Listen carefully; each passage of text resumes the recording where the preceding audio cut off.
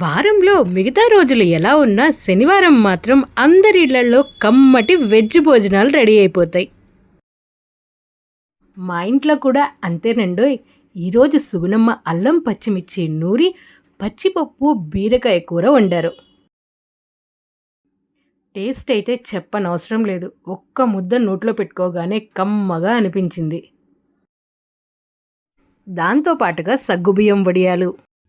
ఏదేమైనా వెజ్ కూరల్లోకి రకరకాలుగా వడియాలు పెట్టుకుని తింటే చాలా బాగుంటుంది టేస్ట్ కదా.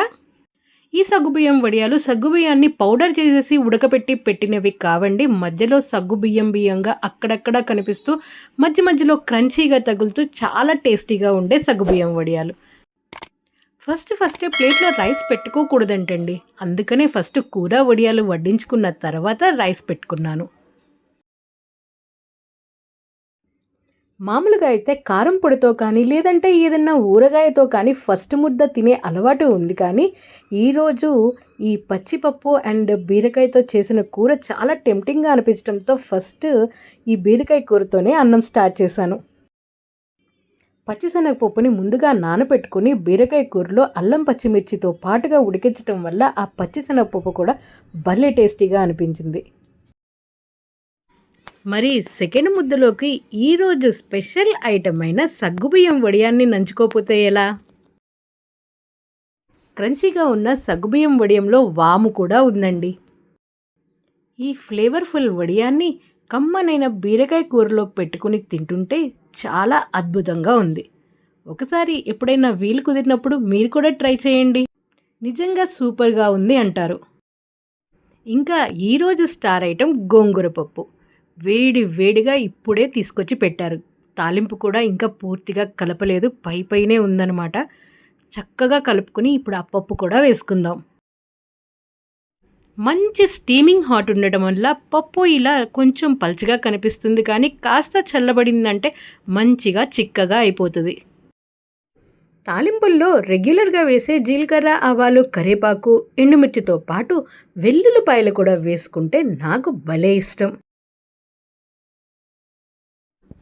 ఏది ఏమైనా ప్లేట్లో ఎన్ని కూరలున్నా పప్పు చేసుకున్నామంటే ఊరమిరపకాయలు అయితే కంపల్సరీ.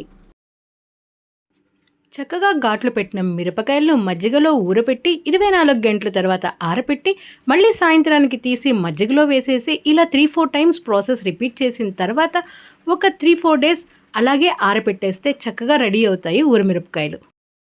మార్కెట్లో దొరికే విపరీతమైన ఉప్పుండే ఊరమిరపకాయలాగా కాకుండా ఉప్పు, వాము సరిసమానంగా వేసి చేసిన ఊరమిరపకాయలు చాలా టేస్టీగా ఉంటాయి.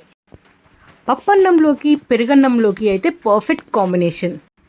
ఈ కమ్మటి గోంగూర పప్పు కాంబినేషన్లో అయితే ఇక దీని టేస్ట్ చెప్పనే అవసరం లేదు.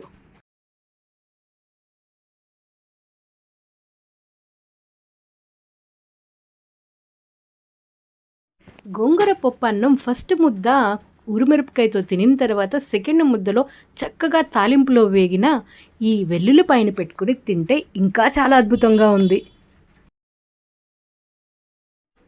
మీ ఇంట్లో ఇవాళ స్పెషల్స్ ఏంటి?